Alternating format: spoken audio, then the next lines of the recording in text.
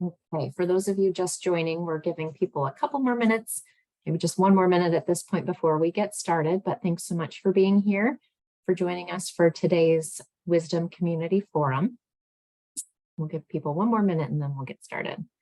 If you haven't yet, please feel free to introduce yourself in the chat. We always like to see who's here. I do recognize many of the names that are on, so thanks so much for joining us and being part of this discussion.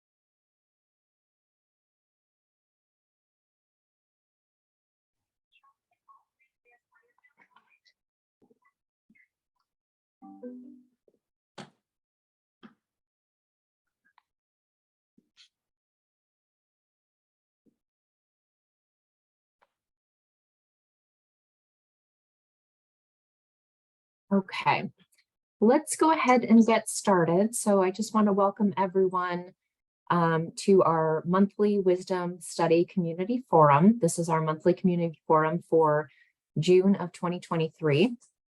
Thanks so much for joining us. If you haven't yet, please feel free to introduce yourself in the chat. And if you'd like to add a little note about what brought you here today, or if there's any questions that you may have, please do put those in the chat. The format for this, as with all of our community forums, are that we really want to hear from you. We really want to hear your questions. We would love to hear what may be something you want to hear about on future forums, or even with the topic of today. Please do ask your questions. You can raise your hand. You're welcome to unmute and speak up and ask those questions live. If you aren't speaking, we do ask that you mute yourself in case there's any background noise. You may have noticed we are recording this. We do put these and make them available on our YouTube channel in case people aren't able to join. So those will be able to access it afterwards if they're not able to join live. We will also have a post-meeting survey where we'd love to hear about future topics that you want to hear about. So again, thanks so much for joining us. I am the presenter today, so introduce myself. I'm actually the executive director of the Wisdom Study, and I have been part of the Wisdom team since we first came up with the idea of doing a large study to test a new approach to breast cancer screening. So I have been with the Wisdom team for the last 10 or 11 years and have been working very closely with the Wisdom Study and all of our scientists and experts and patient advocates and study teams across the country. So I know a lot, but also would love to hear what sorts of questions you have and where we could maybe make things more clear. So the mission of these forums really is to move together toward equity and better outcomes in breast cancer for everyone. So we hold these forums once a month to have a dialogue about topics around women's health, breast cancer, breast screening, topics around the Wisdom Study and how it operates and how it was designed. So that's really our goal, is to bring together the community in a discussion and to be able to have a forum for asking questions and getting more information. And importantly, for us as the Wisdom Study team, to learn from the community and to understand what topics are most pertinent and most of interest to you. So we have a whole host of past discussion topics you can see here. These are all on our YouTube channel, and we can make sure to link those out to you if you'd like to see them. But we've talked about topics around genetics and breast cancer screening at various ages across the lifespan, nutrition, and other topics as well. And then what we'll discuss this month is sort of where we are with the Wisdom Study. We've been going on in the Wisdom Study for the last 6 or 7 years. We're pivoting now to sort of our next big cohort. And so we'll talk today about sort of why we designed the Wisdom Study, what our goals are, what we've learned, and where we're hoping to go from here. Okay, so this is the topic, wisdom, the past, the present, and the future of personalized screening. Again, if you have any questions, please feel free to put those in the chat or feel free to speak up as well. But thank you for everyone for introducing yourselves in the chat. I can see it rolling with lots of familiar names and faces, so great to have everyone here. Okay, so as you are probably well aware, there's lots of controversy and conflict over how often women should be screened for breast cancer. And this has been going on for at least a decade, if not more. It continues on even with the most recent guidelines or draft guidelines that have been released from the U.S. Preventative Services Task Force that you probably heard about in the news. The controversy and the conflict still continues even as new guidelines come out, and they range from screening every year starting at 40, even earlier, to most recently a change of screening every other year starting at 50, and somewhere in between. So the bottom line is not all of the organizations agree. One of the problems is that they're all using data from decades ago to try and inform the guidelines. And in reality, what's needed is a more prospective approach and learning from a new group of women who are joining a study to test a new approach to try and make changes to those guidelines. And that's where the wisdom study comes in. So we know that these guidelines that are based on age really do ignore the differences in risk between people.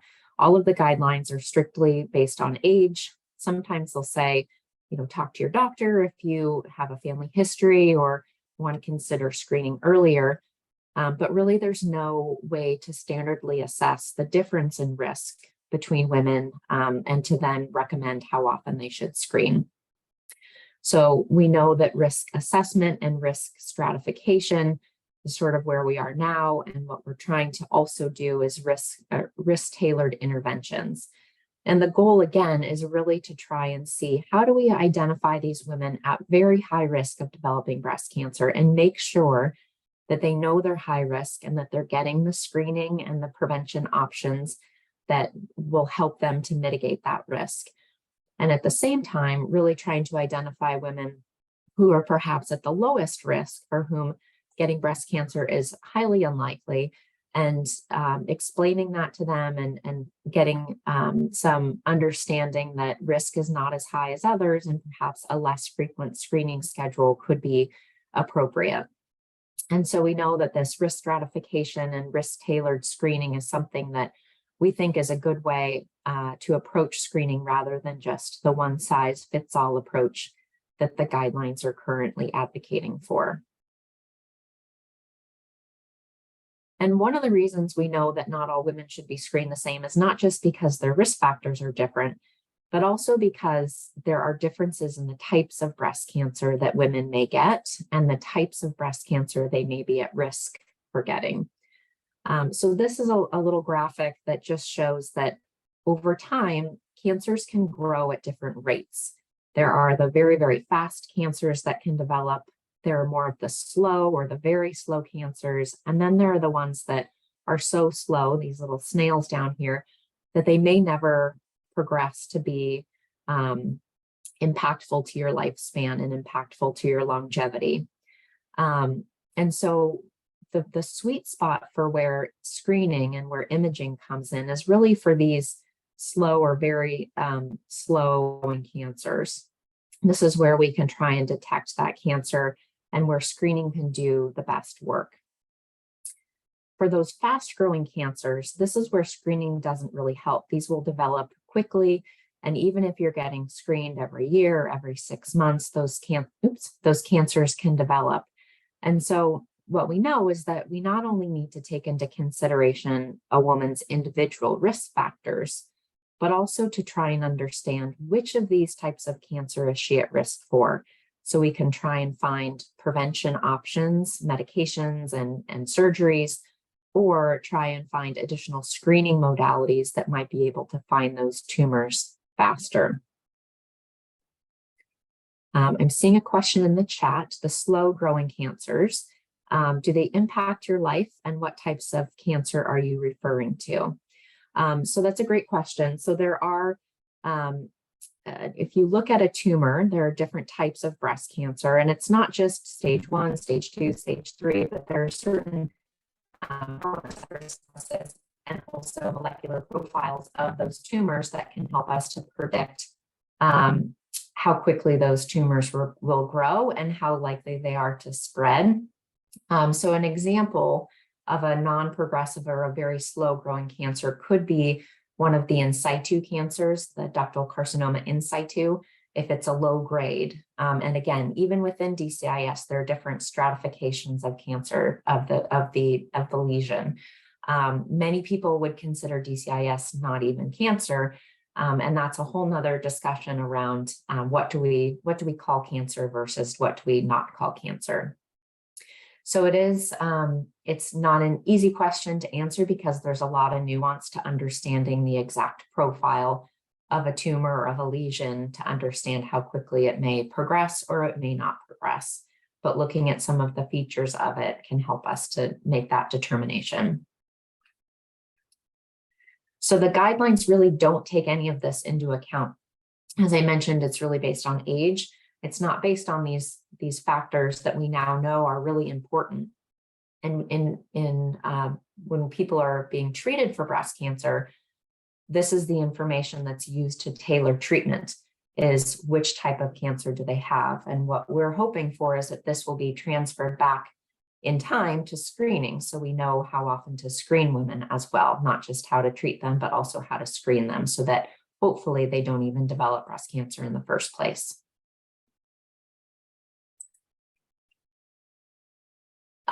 So there are lots of different risk factors for breast cancer. Each woman has a different risk. You can see many of them here.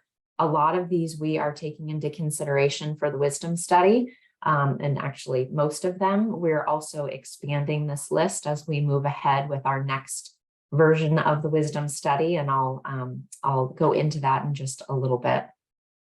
I also see a question about genetic testing, and that will be part of what we discuss in our next version of the Wisdom study as well. So hold that thought and I will get back to it. So the Wisdom study was really developed to help to address this issue around, is there a better way to screen? And so the Wisdom study has been going on since 2016 and has been recruiting women to answer the question of, is personalized screening as safe and effective as screening everyone every year starting at the age of 40?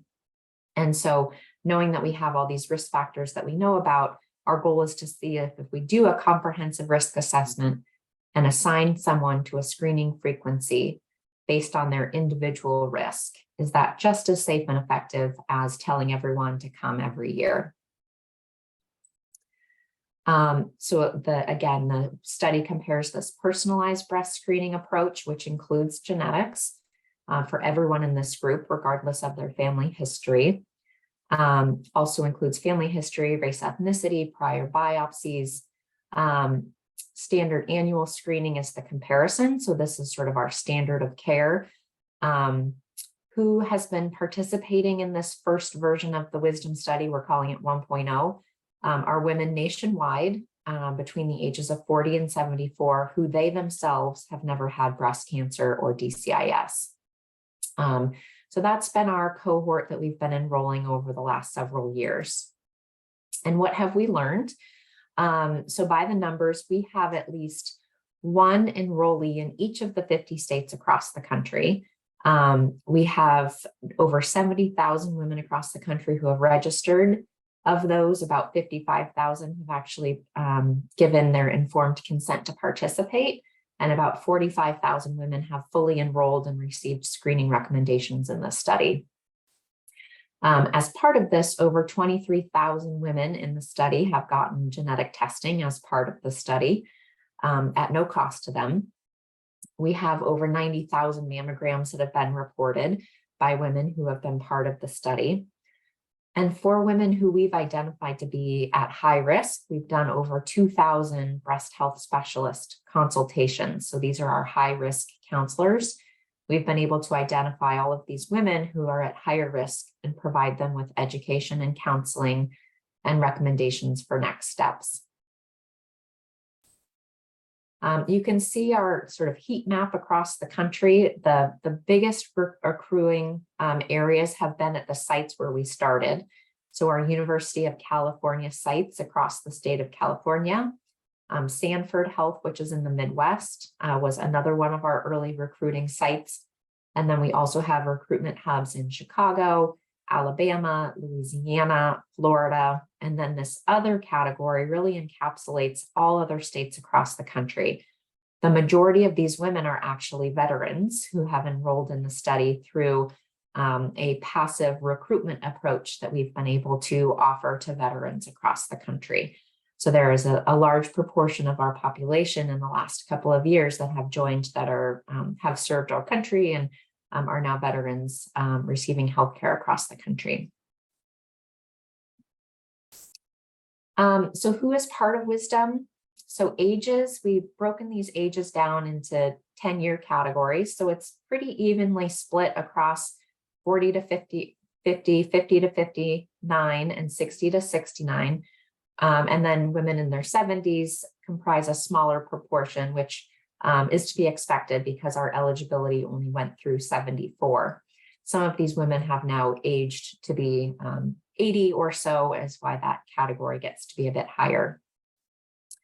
We're about 75% white, non-Hispanic, 5.7% Black or African American, 4.7% Asian, and you can see the remainder here, about 9.5% Hispanic or Latino.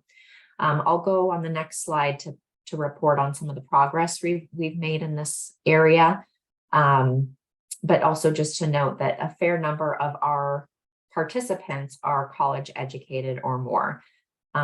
It's not surprising with with study recruitment that these are the numbers that we see. This is pretty typical of most research studies. However, we are trying to do a much more intentional approach to ensuring that our population represents the diversity of the United States a bit more. So this is something that we're focused on and will continue to be focused on as we move forward in the next version of the study. I kept this slide in just to show, and this is a little bit busy, but basically we received an additional grant in 2020 to really focus on enrolling a more diverse cohort of women, particularly in terms of racial and ethnic diversity. So before we got this grant, as an example, we only had about 1.7% of our enrollees self-identify as Black or African American. Since that time, we've had many more outreach opportunities. We've worked with our community leadership board and done more community engagement, as well as partnered with the VA to offer Wisdom to the veteran population across the country. And with that, we've vastly improved our representation across the Wisdom study. So in the last quarter, actually, it was about 16% Black or African American. When you average it or you combine it across all time, that improvement isn't really seen. So just wanted to highlight the improvements that we've made, but also knowing that this is something that we're committed to, and that as we go into our next phase of Wisdom, that this is something we'll do from the start and not wait until a couple of years in to be as intentional as we've been about enrolling a more representative population. So the timeline for Wisdom, I touched upon a couple of these, but we started Wisdom at our University of California sites in 2016. In 2017, we expanded to all of the University of California sites and our Sanford Health partners. There were some insurance limitations at this point as well. Between 2018 and 2019, we expanded nationwide, and we removed that insurance requirement where you could only have a certain insurer to participate. And so when the nationwide enrollment started, we also opened up our new sites at University of Chicago, UAB, LSU, and Florida, again, to try and target populations that had greater diversity than our original sites. Between 2021 and 2023 is when we had our VA outreach. And then concluding at the end of March of 2023 is when we turned off registration for this first cohort of Wisdom participants, Wisdom 1.0. But we never want to stop what we're doing. So we've pivoted and we have now reopened registration into the next version of Wisdom, which we're calling 2.0 at this point. If anyone has any good ideas for a different name, please do let us know.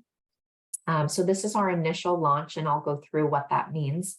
And then by the end of 2023, we should have the full launch ready to go. And again, I'll go through what that means as well.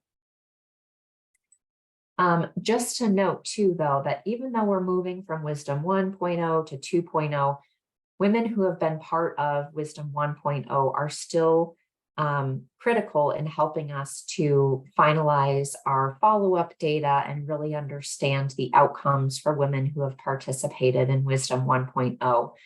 So even though we have this new phase coming, it doesn't mean that those participants who have been part of 1.0 are done. We still need your engagement, your responses, your follow-up surveys completed on a yearly basis. So please do keep in touch. I think right now we have about a 71% response rate. We would love for that to be at least 80%, if not higher, to make sure that we are able to keep in touch with people and understand how you're doing. So again, what do we know from Wisdom 1.0? As mentioned earlier, we're offering the genetic testing part of Wisdom to everyone in the personalized arm, regardless of your family history. And that's something different than what is offered at clinical care. If you were to go to your doctor and say, I'd like genetic testing for breast cancer, but I don't have a first-degree family member who's been diagnosed, the doctor will not order that for you. It's not clinically indicated for you to have genetic testing. So Wisdom is the first instance of what we're calling population-based genetic testing. And because of that, we've been able to learn a lot. We've learned that over 60% of the women who have, that we found to have a genetic mutation, did not have a first-degree family member with breast cancer. So that means that 60% of women would not have been given a genetic test from their doctor and would have never known that they had a genetic mutation. So this is one of the examples of how we think a personalized risk assessment can be helpful in finding people at risk rather than just relying on some of the standard risk factors like family history and age. We also know that the majority of cancers that are detected by screening, by imaging, mammograms, ultrasounds, et cetera, are those low-grade, kind of slow-growing cancers.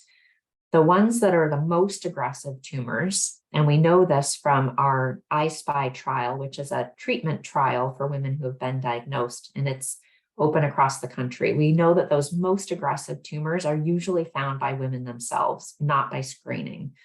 So we know that screening may be doing, some good for some women, but for those at risk of these aggressive cancers, it's really not helping very much.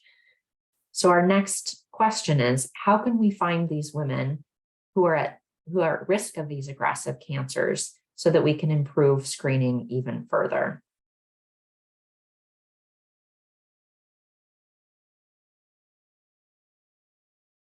So the next step that we have, we're calling Wisdom 2.0. Again, we'd love catchier names if you have one. But the goal really is to use our knowledge of breast cancer biology, that graph of the hummingbird and the snail, to understand who is at risk of these aggressive cancers. We now have tools and models where we can predict this, and we call it subtype specific risk. We can predict this now. And so we are trying to update our models to help to build in these new risk factors and these new predictions to be able to see and to be able to say that there are some women who may be needing to be screened or be offered prevention so that they can we can try and either find or help to prevent those breast cancers sooner. So we'll have new risk models The Breast Cancer Surveillance Consortium model is one that we've been using. The next version is about to come out. It will have a couple of new inputs, including body mass index, as well as menopausal status. We also have new polygenic risk scores that can predict risk of aggressive cancers, and those polygenic risk scores come from your genetic information.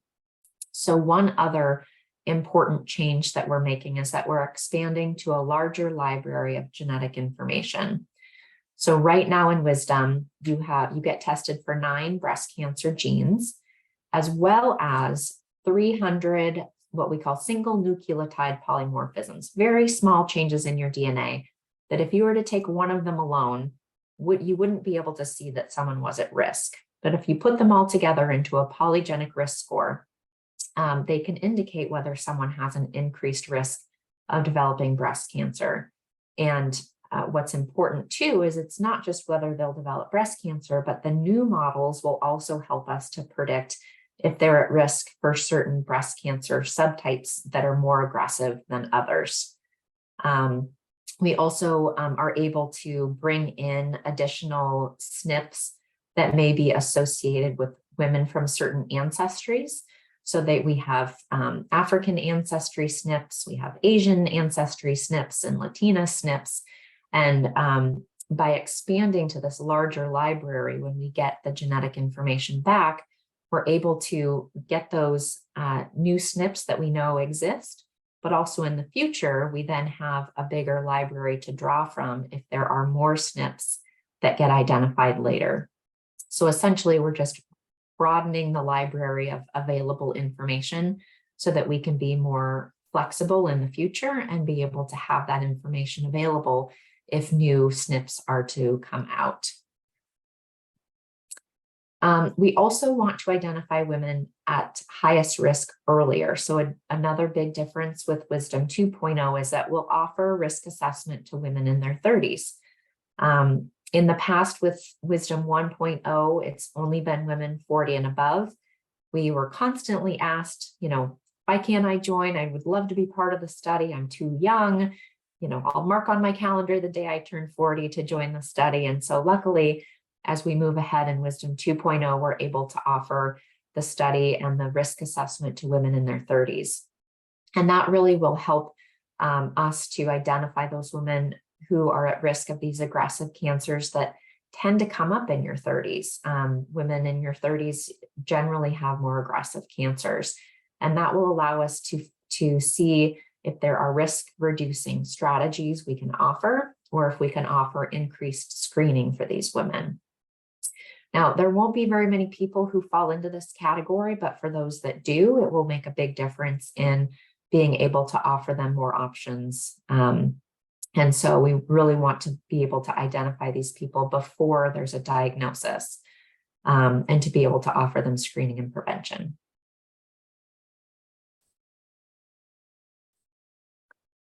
So this is a little busy again, I'll walk you through this, but this is just a preliminary sort of chart that shows the differences between the different versions of Wisdom. So Wisdom 1.0, as I mentioned, was going on from 2016 through March of 2023. This initial phase has started on June 1 and will likely go through October or September, a little bit TBD as we make the system changes. And then the full version will be starting in October, if not by the end of the year. So those are the timeframes. Another difference is in the study design. So Wisdom 1.0, we asked women if they would be willing to be randomized. And if they weren't, they could choose their study arm. But for those who did choose to be randomized, our computer algorithms assign them to one screening bucket or another, annual screening or personalized screening. So with the new Wisdom 2.0, women will be able to choose their study arm. There's no need to be randomized. Age of eligibility for Wisdom 1.0, it was 40 to 74. In this initial launch, it'll still be 40 to 74, but will then move to ages 30 and above by this fall.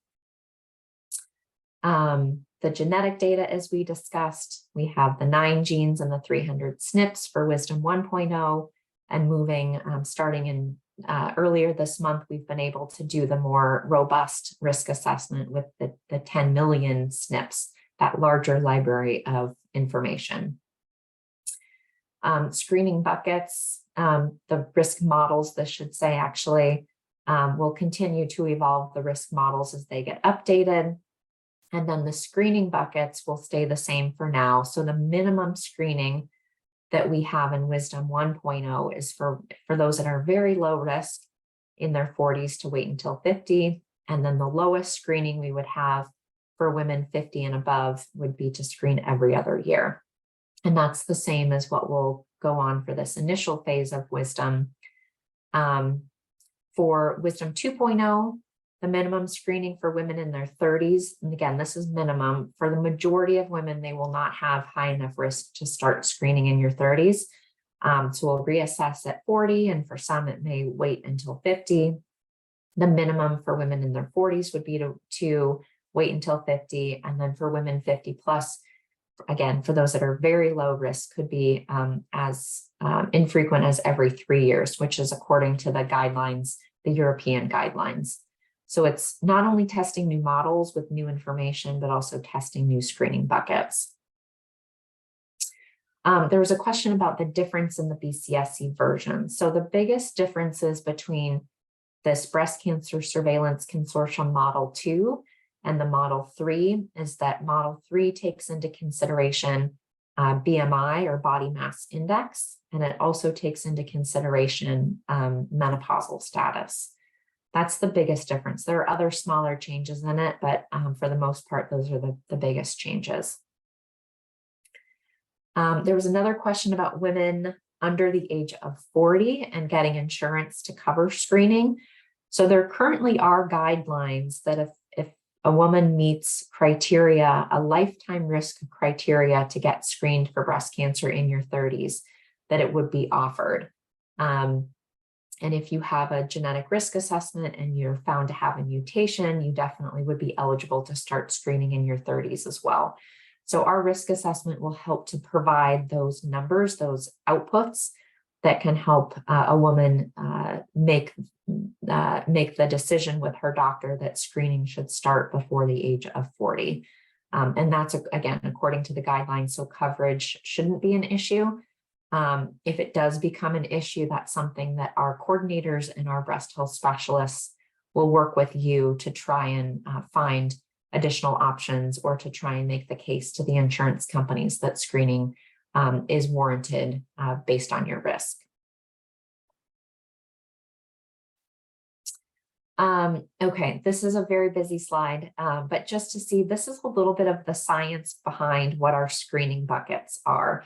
I know there's sometimes a bit of a black box in terms of how do you determine what my screening assignment should be. So as we move forward in Wisdom 2.0, you can see there's different groups of women in different risk categories and how we determine they should go into these categories.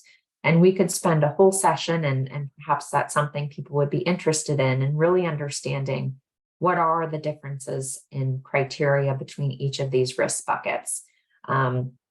It's something that we develop with our clinicians and with our risk assessment experts and our genetic counselors and our clinical geneticists. So it's not arbitrary by any means, and it's all based on existing studies and existing literature that is out there. So those that are at highest risk for those faster growing tumors, those hummingbirds, are people who have a mutation in BRCA1 or BRCA2 or PALB2 or CHEK2, and they also have family history, looking at their polygenic risk scores, et cetera, et cetera. So there's a lot of jargon in here, but just to know this is sort of how we're thinking about bucketing these people at the highest risk. We would recommend they start screening in their 30s and that they would screen every 6 months. And this is all according to these guidelines listed here, the NCCN, the American Cancer Society, the American College of Radiology. And there are preventive options that we can offer. So this is part of it too, is that we'd be able to offer either prophylactic surgery or trials or medication to help reduce risk. I won't go through all of these, but just this is sort of how we lay things out. What is the evidence that shows that this is a good way to screen, and how are we putting people into these buckets? So the next one down would be high risk for those slower growing cancers, where someone would actually have a benefit of endocrine risk reducing medications. So there's the outputs from our BCSC model plus our polygenic risk score using the 313 SNPs with a lifetime risk of greater than 20%. Again, there's a lot of science behind this and a lot of detail. So I won't go into it, and this is something we could focus another session on, but just to see how we're assigning people to different screening frequencies based on all of this information. So who can join Wisdom 2.0? We're getting this question a lot from our current Wisdom participants. So today, any woman between the ages of 40 and 74 who has not had a history of breast cancer or DCIS and is not currently in Wisdom can join Wisdom 2.0. And that's by going to our website and going to the register button, register now.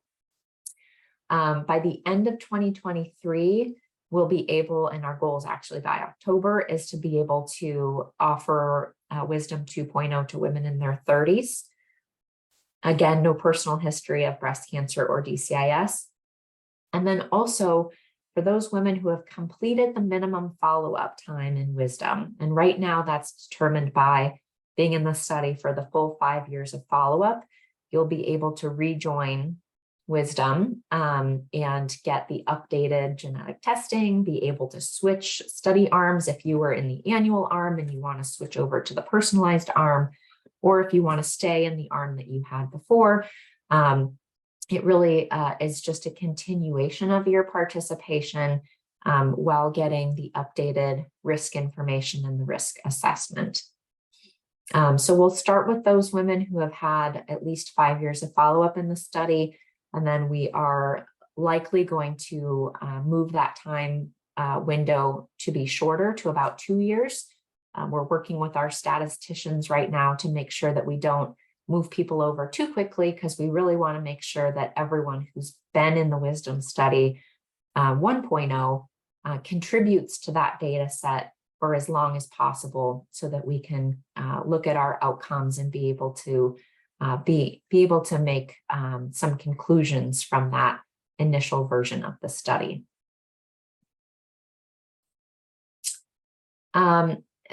We have many other big ideas and plans that we'd love to do within this idea of Wisdom and the personalized screening buckets and recommendations. So, really Wisdom is a platform, and whether you are in 1.0 or 2.0 or eventually perhaps 3.0, the whole goal of Wisdom is to really have this platform to optimize screening and prevention.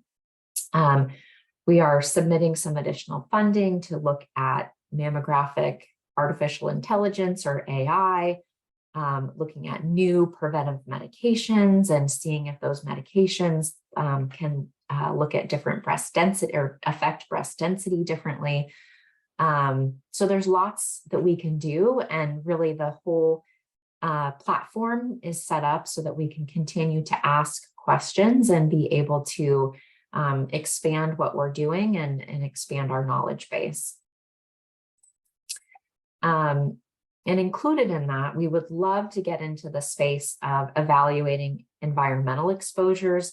That's been a question we've gotten a lot from our participants is, I've lived next to a farmland forever, or a Superfund site, or by an oil refinery. Like, is that being taken into consideration? And at this point, it hasn't, but that is one of our goals, is to be able to evaluate residential history and even to see if there are changes in the DNA that may be related to environmental exposures. Similarly, we get a question all the time about, what if I had to go through hormonal therapy or in vitro fertilization and medications, and are you taking that into consideration? And at this time we haven't, but it's a huge opportunity knowing that we have 45,000 women in Wisdom 1.0 and will have, another large cohort in Wisdom 2.0, that we can start asking these questions and be able to evaluate whether there might be any sort of connection. We also really want to look at other imaging techniques. There's lots of new imaging techniques that are coming out, abbreviated MRI, so a shorter, quicker MRI, diffusion weighted imaging, contrast enhanced mammography. There's a whole new series of imaging modalities that are being tested right now. And that's another opportunity that we can start to build in, particularly for women who are at high risk and may need to be screened more often. Let's see. So just to note too, that if you saw the revised U.S. Preventative Services Task Force guidelines that came out in early May, you may have seen, and what it calls for is more research and more evidence to support improvements to address health disparities. And the whole reason we started Wisdom was to be able to inform the guidelines. And so it really is a huge thank you to our Wisdom community, to our Wisdom participants for helping us be part of this call to action and provide the necessary evidence and data to say that there may be a better way that we should be screening women and a better way we should be approaching screening and prevention altogether. We know that there are improvements. We know that age-based guidelines are limiting.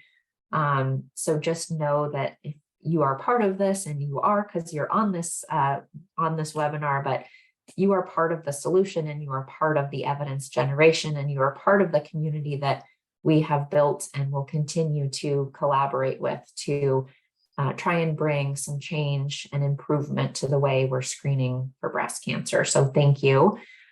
Big thank you to everyone who's been part of this community. And even if you can't yourself join the Wisdom study for one reason or another, for helping us build the awareness and to build the community and help others get to know that Wisdom exists and to perhaps join. So I see that there are a couple of questions that I will go back to. Okay, so one of the questions is it required to provide a mammogram in order to join the study? The answer is no. So regardless of your age, it is not required to get a mammogram when you join the study or before you join the study. What we will do is with the risk assessment, we determine if it's time for you to get a mammogram in your first mammogram. So if you're 40, for example, and you've never had a mammogram, you join the Wisdom study, we do the risk assessment with genetics, and we determine that you're high risk, you should start screening. That's when you can go, or that's when we would recommend that you go get your mammogram. On the alternative side, if we're to determine you're at extremely low risk and you could perhaps wait to get your first mammogram, then we'll make that recommendation. And what we do is one of the inputs to the risk models that we use is breast density. So if you've never had a mammogram, we actually impute your density, or we insert a kind of fake density, but the highest risk density into your risk assessment. And the reason we do that is so that we estimate your risk if you had the highest breast density. And so that we're sort of overestimating your risk because not everyone has the highest breast density. So by doing that, we're seeing if you were to have had a mammogram and you had extremely dense breasts, what would the algorithm come back with your screening recommendation? So that's sort of how we approach if you haven't ever had a mammogram before. If you're above 50, then we will recommend that you get one. But if you're below 50, then it's based on your risk assessment and your imputed density. And then the question about, let's see, how do you get one in your 30s, mammograms, and for insurance to pay for it if you hadn't had the genetic testing yet. So that is difficult. There are guidelines that show that if you meet certain thresholds, you can be considered for mammograms in your 30s. I would say the strongest case for being able to get a mammogram in your 30s and to get a lifetime risk score, which is usually required to make that determination, is to join Wisdom when it's available and to get that genetic test, which is included in your participation in the study. See if you have a genetic predisposition and to see what your overall risk is and your overall risk score. And if you do meet the threshold for screening, that output, that number can be very helpful in trying to get coverage for that mammogram.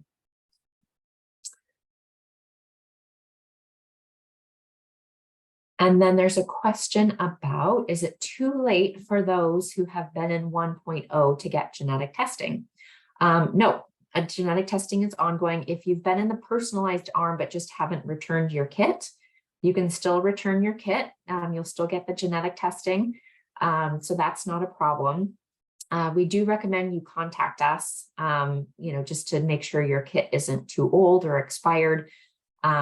If you are in the annual arm as part of Wisdom 1.0, when we open up 2.0 to past enrollees, you'll be able to switch your study arm and you can get the genetic testing at that point.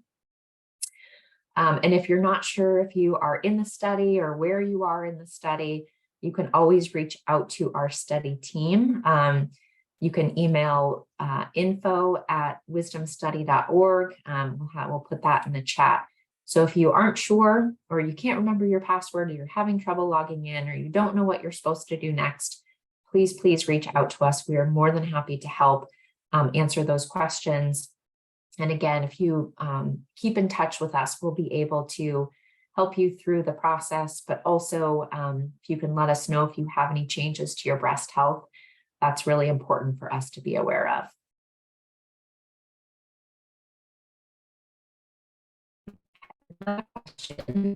Safe. So yes, mammograms are safe. I know there's been some discussion around exposure, radiation exposure with a mammogram. I think the example that we have been given from our radiology colleagues is that getting a mammogram, there's actually less radiation than if you were to fly on an airplane from here or from, say, California to Denver and back. So there's many other places where there are radiation exposures, and radiation from mammograms is really not very high at all. So it should not be of a concern. I would say, someone else might answer the question of mammograms are safe. If you're looking at it from the perspective of there are consequences for mammograms and for screening. You may be called back for a biopsy or for additional screening that doesn't turn out to be anything. And it's a negative biopsy. There's no cancer diagnosis. And for some reason, or for some women, that's very anxiety provoking, very worrisome, troubling. There's disruptions to your regular life if you're waiting for those results or you're unsure. So the false alarms, the false positives of screening, there are consequences to screening. And that's why we're really trying to be more precise and be able to recommend women a screening schedule that's appropriate for their level of risk. Yes. I do see someone who says if you become 74 in November this year, so either if you're 74 now or you turn 74 in November, are you eligible? And the answer is yes. So long as you're 74 at the time that you register, you are eligible. And the reason for that cutoff, we get that question too, is that's also according to the guidelines. We would actually love to do a study of screening in women 75 and older. But if you join Wisdom at the age of 74 or before, you'll be part of the study, and we'll continue to give you surveys even after you turn 75, 76, etc. So you can get in when you're 74 or younger. That's ideal. Okay. I don't think I see any other questions in the chat. Are there other questions that I can help to address?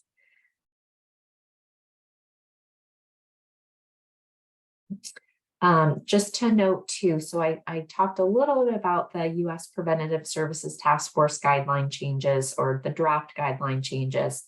We are planning to do our next session specifically on those draft guidelines and some of the input from our breast cancer clinicians and risk assessment experts. I would say there's a lot of feedback. Everyone has an opinion, whether it's, they go too far or they don't go far enough in terms of recommending screening frequencies. I think the bottom line is that they really don't incorporate the science that we know is out there, and they are still based on age. So I think everyone would agree with that, is that they didn't change enough based on the science that we know to be true. So our goal and our hope is that this wisdom study, Wisdom 1.0, will really be able to inform the next version of the guidelines. That's been the whole goal this whole time. So they've been asking us, the Preventative Services Task Force pings us every 6 months to say, are the results ready? Are the results ready? And we know they're waiting for them. And unfortunately, we still have some follow-up time that needs to happen before we can report out the main results of the study. So we are really, really eager to see those results, as I'm sure many other people are too. But it will take our wisdom cohort continuing to follow up with us and continuing to complete their questionnaires to make sure that that data is as useful as possible. I see one or other question, which is, should I be part of this community if I am a 23-year breast cancer survivor? And I would say absolutely. Our community is not just for people who can participate in wisdom, but it's for anyone who wants to be part of this movement and this change to improve breast cancer screening and to really be able to make changes in how we're approaching breast cancer screening and prevention. So some of our best allies and best supporters and best partners are breast cancer survivors themselves. You know what it's like to go through breast cancer treatment, and I'm sure you're very motivated to make sure that your loved ones and your family and your community don't have to go through it as well. So studies like the Wisdom study are really hoping that we can be that solution and that we can provide better answers so that women don't have to even go through a diagnosis. So yes, you are our best advocate, and we would love for you to share information about Wisdom to your friends, your family, your community. If you're interested in doing that, you can message the main email that was put in the chat as well. We would be happy to share with you some information that you can share further. Yeah, and then I will say one more thing, which is, no matter how frequently someone screens or how frequently or what their risk is, if you develop or you feel something different or you notice something different in your body or your breast that doesn't feel normal, please go get it checked out. As I mentioned, those aggressive cancers that pop up in between mammograms, the majority of the time are found by women themselves and not by a mammogram. So you know your body's best. And whether it's breast cancer or anything else, always advocate for yourself and go seek help if you feel that something isn't normal or something isn't right. So we have some information too we can share on what to look out for and changes in your breast that may indicate that you should go in and be seen. There's a wonderful campaign called Know Your Lemons that is a partner organization that we would be happy to share that information as well. They've got some wonderful educational content as well. So we'd be happy to share that, and happy to answer any other questions in these last few minutes. You'll see there's a evaluation form in the chat, a survey. That's really for us to hear from you about what you want to hear next, what was interesting, what we can do for the next meeting as well. So please do fill out that evaluation survey, and I will stay on if there are any other questions.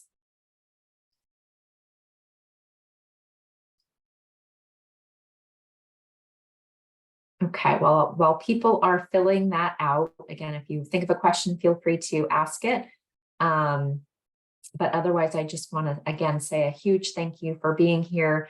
for joining us. Again, our next forum will be the last Monday of July. These are always the last Monday of the month, unless there's a holiday. The last Monday of the month from 4 to 5 p.m. Pacific time. We found that that's sort of the sweet spot for people across the country. I know it's not perfect for everyone, so we do record these and we'll make them available afterwards.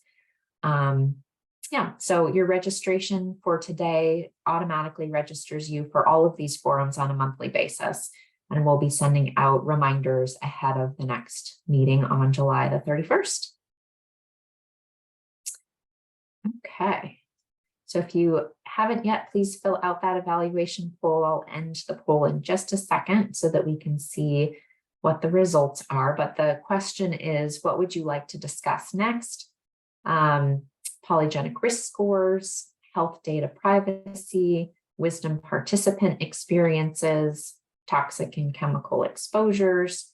And there's actually a whole host of other topics too. So if you want to click other and write your suggestion in the chat, you are welcome to do that as well.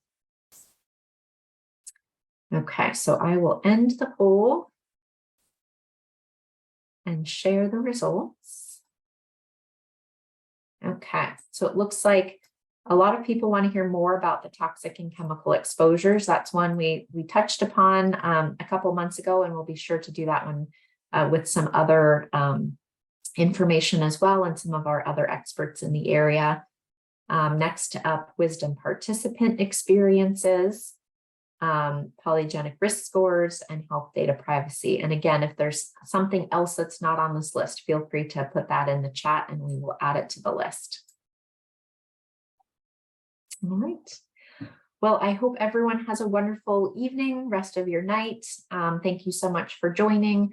And again, don't hesitate to reach out to us if you have any questions following up on this, or if you have any questions about how you can be part of Wisdom, or if you're part of it and just don't know where you are in it, or what you can do next, please do let us know. All right. Thanks so much, everyone. Have a good evening.